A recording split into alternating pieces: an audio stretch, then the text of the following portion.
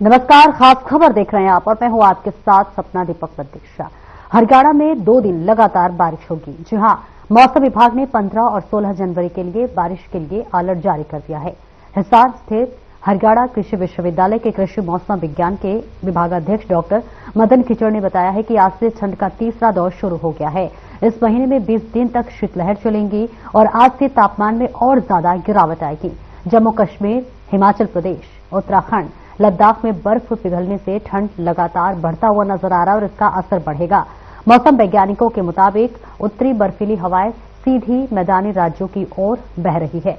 इस वजह से अधिकतर स्थानों पर एक बार फिर से दिन और रात में तापमान गिरावट देखने को मिलेगी। इससे पूरे इलाके में शीतलहर और कोल्ड डे की स्थिति देखने को मिलेगी। बारिश व बूंदाबांदी से वातावरण में एक बार फिर नमी की मात्रा जो है वो बढ़ोतरी से निचले स्तर पर पानी की धुंध छाएगी। वहीं आपको बताते चले कि बीते सोमवार सुबह 4 जिले हिसार, पानीपत, रोहतक, जींद और भिवानी में घनी धुंध छाई रही। इस दौरान विजिबिलिटी 10 से 20 तक मीटर चली गई है। तो देखिए, इस बीच आपको तस्वीरें दिखा रहे किस तरह से हरियाणा में इस वक्त ठंड का जो कहर है वो लगातार जारी है। पलवल में भी ठंड का असर है वो लगातार बढ़ता हुआ नजर आ रहा है। विजिबिलिटी 10 से 12 मीटर के बीच की हो गई है और ऐसे में वाहन चलाने में काफी दिक्कतों का सामना करना पड़ रहा है, जिस वजह से आए दिन हादसे की भी खबर लगातार देखने को मिल रही है। और वहीं हरियाणा में देखिए, कड़ाके की ठंड का जो तीसरा दौर है वो शुरू हो चुका है। पहाड़ी राज्यों में भी लगातार बर्फबारी की वजह से जो है उत्तर भारत समेत हरियाणा में ठंड ठिठुरने बढ़ाने लगी है। इस बीच हरियाणा में देखिए एक बार फिर बारिश के साथ ओलावृष्टि का कहर देखने को मिलने वाला है। आज और कल बारिश के लिए मौसम विभाग की तरफ से अलर्ट जारी किया गया है।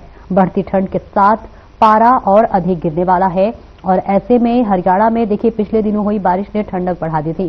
प्रदेश के 11 जिलों में कोल्ड वेव येलो अलर्ट जारी किया गया है और इन जिलों में देखिए कोल्ड वेव का अलर्ट लगातार जारी है। झज्जर की बात कर ले, महेंद्रगढ़ की बात कर ले, रेवाड़ी की बात कर ले, अगर हिसार, रोहतक, चरखी दादरी, गुरुग्राम, फरीदाबाद, मेवात और इसमें पलवल भी शामिल है, जिसके लिए लगातार अलर्ट जारी किया गया है। आज और कल बारिश के लिए मौसम विभाग ने अलर्ट जारी किया है।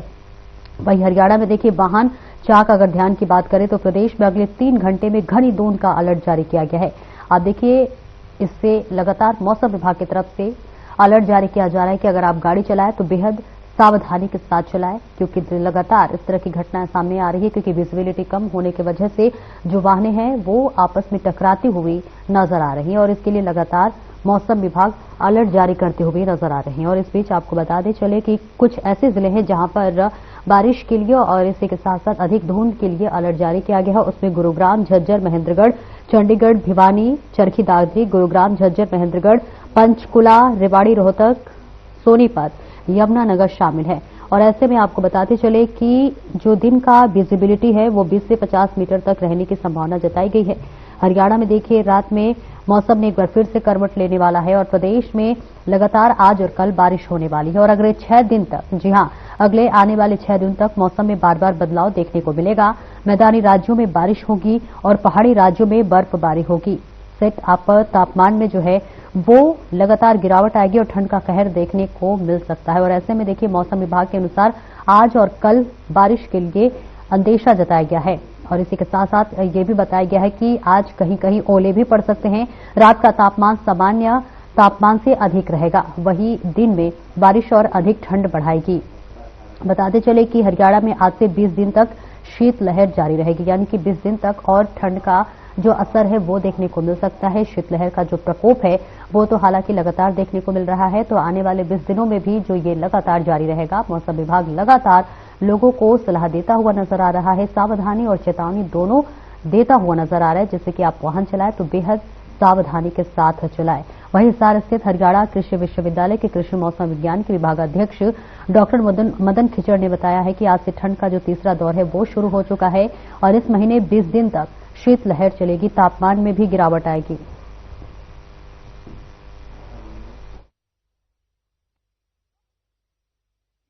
और सीधे लिए चलते हैं आपको पलवल, जहां से हमारे संवाददाता प्रवीण आहूजा हमारे साथ जुड़ रहे हैं।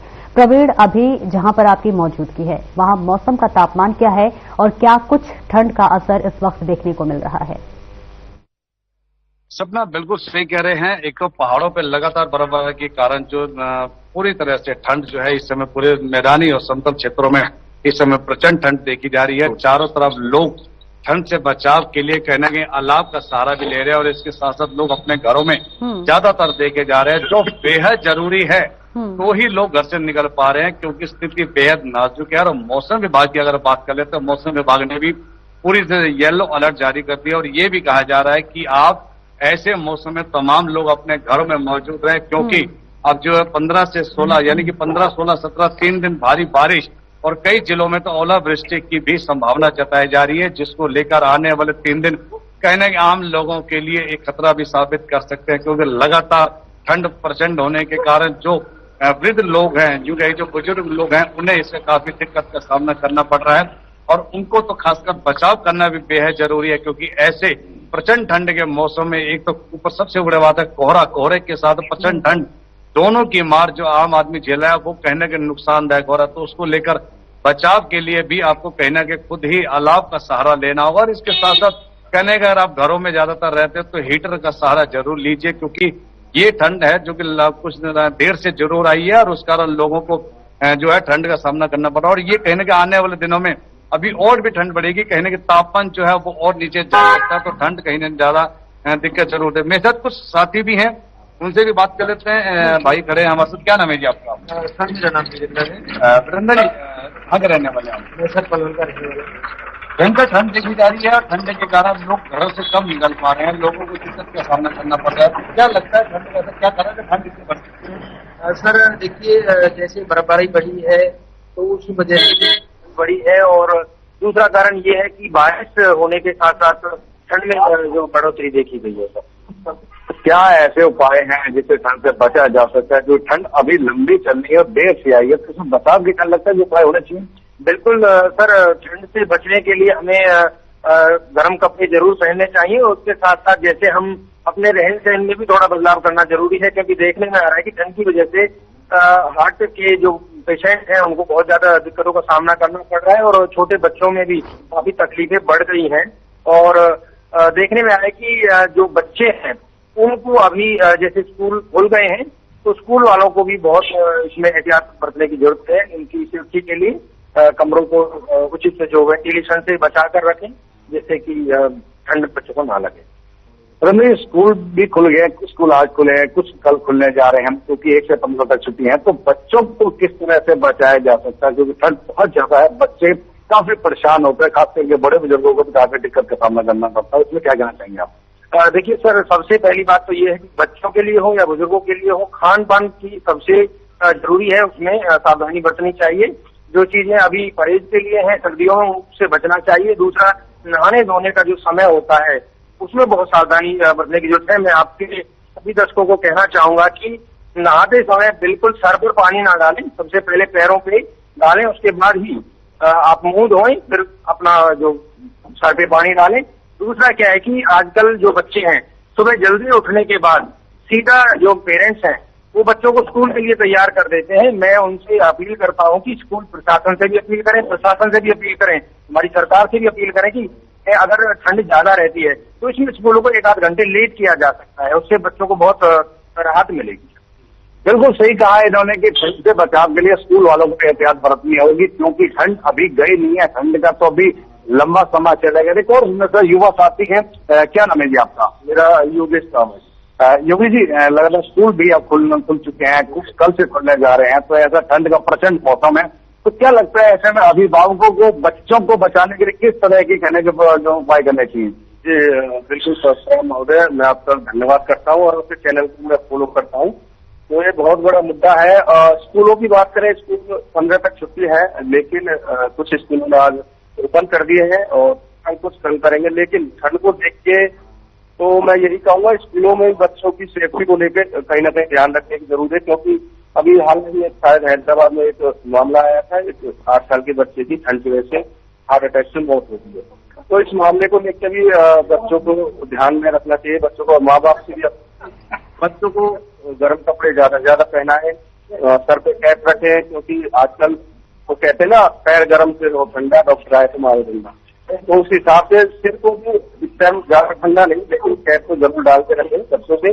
और वहीं स्कूल वालों से भी अपील है कि बच्चों का जरूर ध्यान दें ना तो कोई हल्का फुल्का हीटर भी रखे बच्चों के लिए, क्योंकि छोटे बच्चे हैं, कहीं ना कहीं दिक्कतें तो आएंगी। देखो ये मौसम विभाग का अलर्ट आ रहा है कि ऑरेंज अलर्ट जारी कर दिया। उनको ये भी कहना है कि आगामी 3 दिन यानी 15, 16, 17 3 दिन में भारी बारिश की होने संभावना है। तो ऐसे में क्या लगता है कि किसानों को कहीं राहत मिलती नजर आएगी? जी जी बिल्कुल। देखिए बता दें आपको, बारिश के मौसम में किसानों की फसल का नुकसान तय हो रहा है। ये ओलावृष्टि से भी काफी नुकसान हुआ है किसानों को। प्रशासन सोचे किसानों के बारे में, क्योंकि ये हरियाणा है, हरियाणा किसान नेटवर्क है। अगर किसान ही नहीं रहेगा, किसान से पहले खेत ही नहीं रहेगा, किसान कहाँ से रहेगा? किसान नहीं रहेगा तो देश तो भूखा मरेगा। तो अपना देख सकते हैं कि किस तरह से जैकेट और कैप और नीचे जूते वगैरह पूरे तरह से लैस होकर लोग घरों से निकल रहे हैं, क्योंकि ठंड इतनी प्रचंड बढ़ चुकी है। ठंड का जो सामना आम आदमी के लिए बहुत दिक्कत है, और ऐसी स्थिति में लोगों को घरों में रहकर बचाव करना होगा। क्योंकि इसमें सबसे बड़ी बात है कि ये जो ठंड है, हालांकि दिसंबर में होनी चाहिए, दिसंबर का महीना बिल्कुल जिसे कहते हैं हल्की ठंड में गुजर चुका है, लेकिन जनवरी पूरी ठंड में रहेगी। और इसके साथ फरवरी भी कहीं कहते हैं कि ऊपर जब बर्फ गिरती है तो स्वाभाविक जब पिघलना शुरू करती है, तो जब शीतलहर का आगमन होता है। हालांकि शीतलहर अब भी चल रही है, काफी लोगों को अब भी बन रही है, और मेरे पीछे कुछ लोग हैं जो लगातार अलाव से सहारा ले रहे हैं, क्योंकि पिछले कल भी मौसम सुहाना था। लेकिन आज अगर मौसम की बात कर लेते हैं तो सुबह से ही भयंकर कोहरा देखे जा रहा है, और विजिबिलिटी जो है वो ना के बराबर सड़कों पे हो रही है, क्योंकि जो वाहन चालक है उन्हें आज गाड़ी चलाने में काफी भारी दिक्कत का सामना करना पड़ रहा है, क्योंकि समस्या विजिबिलिटी ना होने के कारण है। और इसमें दिक्कत ये बनती है कि शीशे पर अक्सर धुंध जम जाती है, और अंदर भी जब धुंध सांस लेते हैं तो धुंध जम लेती है। तो दोनों तरफ से जब मार पड़ती है तो वाहन चालकों को दिक्कत का सामना करना पड़ता है। इसीलिए जो ट्रैफिक एडवाइजरी है वो सख्त निर्देश भी देती है कि आप सड़कों पर चल रहे हैं तो पीली पट्टी होती है और एक सफेद पट्टी होती है, आप दोनों का मार्गदर्शन करते हुए निकल कर जाए, और जितना दूरी बनाकर रखेंगे आगे वाली गाड़ी में, और पीछे वाली और फॉग लाइट अपनी हेडलाइट जलाकर चले और इंडिकेटर जलाकर चले, ताकि आगे आपको भी बचाव हो, पीछे वालों को भी इससे जानकारी मिल सके कि गाड़ी आगे चल रही है। अन्यथा बहुत बड़ी दुर्घटना का सामना करना पड़ सकता है, क्योंकि कई साल लगातार जो कोहरा पड़ा है उसमें कई लोगों की दुर्घटना के कारण जान भी जा चुकी है। लेकिन इससे बचाव के लिए प्रशासन पूरी तरह से अलर्ट तो है, लेकिन आम लोगों को, जनमानस को भी इस मामले में अलर्ट होना पड़ेगा। जी सपना। बिल्कुल। देखिए, हालांकि देखिए आने वाले 20 दिनों तक के लिए शीतलहर का अलर्ट जारी कर दिया गया है मौसम विभाग की तरफ से। एक महत्वपूर्ण सवाल, देखिए खासतौर से हम उनकी बात करेंगे जो झुग्गी झोपड़ियों में रहते हैं, उनके लिए सरकार की तरफ से क्या कोई मदद की जा रही है, या फिर देखिए जगह जगह आजकल हम देखते हैं कंबल वितरण का शिविर लगाया जाता है, तो क्या इस तरह की कोई शिविर का आयोजन किया जा रहा है? क्या कुछ सहायता सरकार की तरफ से उन लोगों के लिए जो झुग्गी झोपड़ी में रहते हैं?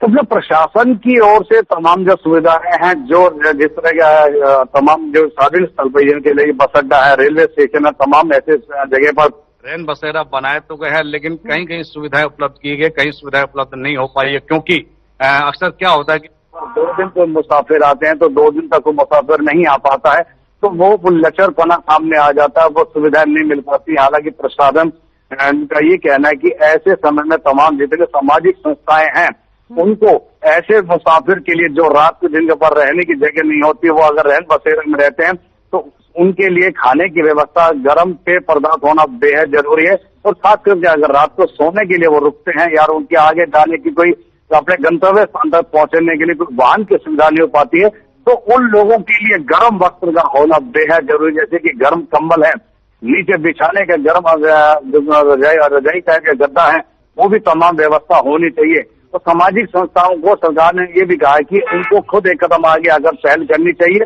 क्योंकि अगर इस तरह की वो सेवा में आगे रहते हैं तो इससे जो मानव जीवन की मानवता है वो भी सामने आती है, और जिन्हें जरूरत है ऐसे ठंड के मौसम में उनको भी साथ मिलता है। तो मेरे साथ योगेश भाई है, मैं उनसे पूछ लेता हूँ, प्रशासन की ओर से रैन बसेरे की व्यवस्था की जाती है तो क्या तमाम सुविधा वहाँ पे मौजूद होती है? आप कहीं घूमते रहते हैं, बातचीत करते हैं? देखिए पत्रकार महोदय, मैं बताता हूँ, रैन बसेरा बने हुए हैं, लेकिन सुविधा में कहीं ना कहीं आप देखने को मिलता है, क्योंकि देखिए रैन बसेरे में अधिकतर मैंने जो नोटिस किया है, जाता रहता हूँ, तो ड्रिंक करके कुछ लोग भी पड़े रहते हैं, उनसे भी थोड़ा लगाम रहे तो अच्छा रहेगा, क्योंकि सेफ व्यक्ति वहां नहीं रह सकता। कोई दूर से आ रहा है तो सेफ व्यक्ति वहां बिल्कुल नहीं रहता, क्योंकि अगले ड्रिंक में कोई हादसा करने, कोई वारदात हो जाए, कोई जगह नहीं था। लेकिन इस बार प्रशासन से भी अपील करेंगे, क्योंकि हर चौक चौराहे पे फॉग लाइट जरूर होनी चाहिए, क्योंकि वाहन चालकों को दिखाई दे कि कौन सा चौक है, किधर से रास्ता जा रहा है। लेकिन पलवल जिले की मैं पूरे की बात करता हूँ, यहाँ किसी चौक चौराहे पे इस तरीके की सुविधा नहीं है वाहन चालकों के लिए। तो क्योंकि इसी वजह से कहीं ना कहीं हादसे चौक चौराहे पे होते हैं, गाड़ियां चार तरफ से आती, कहीं ना कहीं टकरा जरूर होती है गाड़ी। योगी जी, आप भी एक समाजसेवी हैं, पिछले कई वर्षों से निरंतर सेवा में जुटे रहते हैं, तो इस बार आपकी ओर से किस तरह की सेवाएं जो लोगों को दी जा रही हैं? देखिए, सेवाएं तो हमें है, हमारे पास कोई फोन आए तो हमें उसको सेवा जरूर देते हैं। किसी को कंबल की जरूरत हो गई, किसी को हीटर की भी जरूरत पड़ जाती है, कोई पुअर फैमिली से हो तो उसको हीटर की जरूरत पड़ जाती है, सभी अवेलेबल करा देते हैं। तो मोटामोटी जो सेवा हमसे बनती है हम वो जरूर कराते हैं, जितना हमें ऊपर वाला देता है उसके हिसाब से देते हैं। बात करें तो प्रशासन की ओर से आप लोगों को कोई मदद मिलती है ताकि रैन बसेरों तो मदद पहुंचाई जाए? देखिए, प्रशासन की तरफ से तो कोई ऐसी हेल्प नहीं मिलती, लेकिन जो अपना निजी है उसमें से कुछ परसेंट हम सेवा में लगा देते हैं, जो जवाब भी देना होता है ऊपर वाले को, इस वजह से थोड़ा लगे रहते हैं। योगी जी का कहना है कि तमाम लोगों को मानवता के नाते ऐसे संकट के समय में तमाम लोगों को जो जितने एनजीओ हैं या सामाजिक संस्थाएं उनको कहने की प्राथमिकता के तौर पर आगे आना चाहिए, ताकि ऐसे कड़कड़ाती कपकपाती ठंड में लोगों को मदद मिल सके। जो जिन्हें सख्त जरूरत है उन्हें वो तमाम सुविधाएं मिल सके। तो तमाम सुविधा प्रशासन की भी पहल बनती है कि ऐसे समय में तमाम जो रैन बसेरे में लोग रहते हैं जिनके पास आशियाना नहीं है या उनके पास रहने के अलावा और खाने पीने की व्यवस्था नहीं, तो तमाम ये सुविधाएं प्रशासन की तो प्राथमिकता बनती है। लेकिन इसके साथ मानवता ये कहती है कि सामाजिक संस्थाएं जितनी हैं उनको भी पहल करनी होगी, कहीं तब जाकर जो मानव जीवन को बचाया जा सकता है। कहते हैं कि मानव जीवन को बचाना हम सबकी प्राथमिकता, तो इसी के तहत सबको मिलकर ऐसे कड़ाके की ठंड में सबको सहयोग भी करना होगा। जी सपना। बिल्कुल, देखिए हालांकि कल तक बारिश का अलर्ट जारी कर दिया गया है प्रवीण, तो ऐसे में सवाल ये है कि देखिए बारिश की वजह से कहीं ना कहीं लोगों को कई तरह की दिक्कतों का सामना तो करना पड़ेगा, लेकिन बारिश जो है वो किसानी और खेती के लिए सही माना जाता है। तो ऐसे में किसानों पर, उनके खेतों पर, उनके फसलों पर इसका क्या असर देखने को मिलेगा? सपना बिल्कुल सही कह रहे हैं कि जो बारिश का जो स्थिति बताई गई मौसम विभाग की ओर से, बारिश जो है वो लगभग 15-16 3 दिन तक बारिश बताई गई। हालांकि किसानों के लिए कहीं ना कहीं सोने पे सुहागा का काम बारिश करती है। अगर कहीं बारिश अपनी स्थिति से बाहर हो जाती है तो स्वाभाविक है फसल को पूरा नुकसान होता है, क्योंकि किसान अन्नदाता है। किसान पूरी मेहनत करता है, दिनों रात लगातार खेतों में रहकर, वो हम सबके लिए पेट भरने के लिए कि जब दाना उगाता है तो कहीं जब दाना पक जाता है तो उस दाने से हम लोग अपने घर में अन्न ग्रहण करते हैं। तो ये सबसे बड़ी प्राथमिकता किसानों की ओर से होती है। किसान हालांकि कुछ तो होता है कि किसान चाहता है कि बरसात ऐसे मौसम में आने चाहिए। अगर मौसम परिवर्तन में गर्मी मौसम दिखा देती है, मौसम गर्माइश आ जाती है, या सूर्य नारायण कहीं अपनी दूसरे रुद्र रूप से गर्माइश पैदा करते हैं, तापमान बढ़ा देते हैं, तो कहना कि आने वाले दिनों में जब फसल कटाई का समय होगा उससे पहले अगर फसल में अगर गर्मी तीव्रता से मिल जाती है, तापमान बढ़ जाता है, तो फसल को नुकसान होगा और वो हम सबके लिए घातक होगा। क्योंकि हर किसान चाहता है कि जब खेतों में से जब उसकी फसल उठे तो बम्पर पैदावार हो। बम्पर पैदावार होगी तो किसान को सबसे पहले लाभ होगा, क्योंकि 2 पैसे की आमदनी किसान को भी होगी। और इसके साथ साथ सबसे बड़ी बात है कि सरकार को भी लाभ मिलता है, आम आदमी को एक बेहतर खाने के लिए अन्न भी मिलता है। तो तमाम चीजें जो है वो धरती और किसानों से जुड़ी हुई हैं। अगर ये तमाम चीजें हमें सही समय पर नहीं मिल पाएंगी और उसका हमें खामियाजा भुगतना पड़ेगा, तो आगामी 3 दिन कहना के संकट तो है। किसान चिंता में भी है, अगर ज्यादा बारिश हो गई तो बहुत नुकसान होगा। कोहरा तक तो चल सकता है कि कोहरा जरूरी है फसल के लिए। तो ये सब चीजें, हालांकि अलर्ट जो मौसम का आ रहा है उसमें अन्य कई जिलों में ओलावृष्टि भी हो सकती है। और हरियाणा के इसके आसपास सटे हुए जितने प्रदेश है, जैसे पंजाब है, उत्तर प्रदेश है, राजस्थान है, यहाँ कहीं ओलावृष्टि की संभावना बताई जा रही है। तो अब देखना यह है कि कुदरत किस तरह से आगे अपना नियम को पूरा करती है। तो सपना अभी तो देखना होगा कि क्या किस तरह से कुदरत अपनी बात को आगे लेके चलती है। जी सपना। बिल्कुल प्रवीण, हम जब देखते हैं कि जब ठंड बढ़ती जाती है, कई तरह की मौसमी बीमारियां भी होती है, देखिए ठंड में ज्यादातर देखा जाता है, तो ऐसे में ठंड से बचने के लिए क्या कुछ चेतावनी स्वास्थ्य विभाग की तरफ से दी जा रही है, ताकि जो मौसम करवट बदलने पर बीमारियां होती हैं उनके लिए क्या कुछ चेतावनी स्वास्थ्य विभाग की तरफ से? बिल्कुल सबने बिल्कुल सही कहा है कि जब प्रचंड ठंड होगी, कपकपाती ठंड होगी, तो उसमें बचाव करना हम सबके लिए बेहद जरूरी है। उसमें सभी लोग शामिल होते हैं, तो उसमें स्वास्थ्य विभाग की भी एक सार्थक पहल होती है।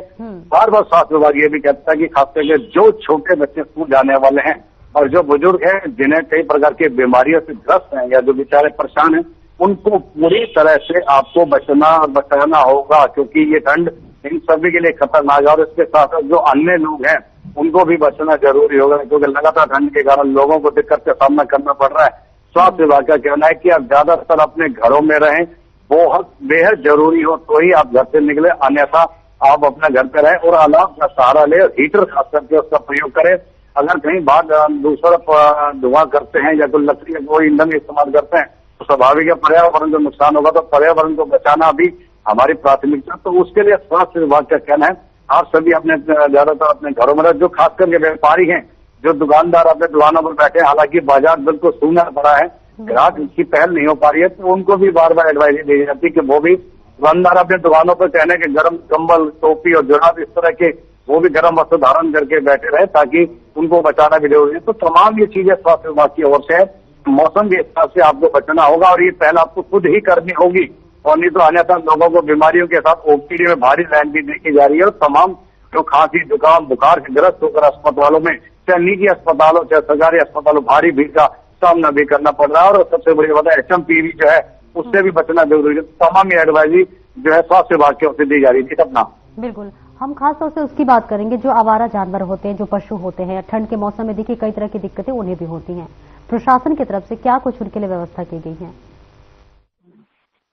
सबना जो सड़कों पर जो आवारा पशु घूम रहे हैं या यूं के गौवंश है, इनके लिए जो स्थानीय जो गौशाला है उनकी सार्थक पहल देखी जा रही है। युवा पीढ़ी के लोग इसमें जुड़े हुए हैं, उनके पास अपनी एम्बुलेंस की व्यवस्था है। अगर ऐसी कोई घायल है या कोई पीड़ित है, गौ माता है, गौवंश है, इस पर जो जानवर है, तो तत्काल प्रभाव से वहां पहुंच रहे हैं और इस तरह की जो गौवंश है जितने भी जानवर हैं यहाँ उनको फोन के माध्यम से जब सूचना मिलती तो तमाम अपनी टीम के साथ मौके पे पहुंचकर उन्हें कहीं ना कहीं एक बारदाना होता है, जिनमें कभी पहले समय में गेहूं आया करता, तो उस तरह के बारदाना या कोई शेड बनाने की व्यवस्था या उनको अपने गौशाला पर लाने की व्यवस्था, तो तमाम ये सब चीजें पशुओं के लिए भी जो है पूरी देखरेख की जा रही है। उनको दवाइयां भी दी जा रही है।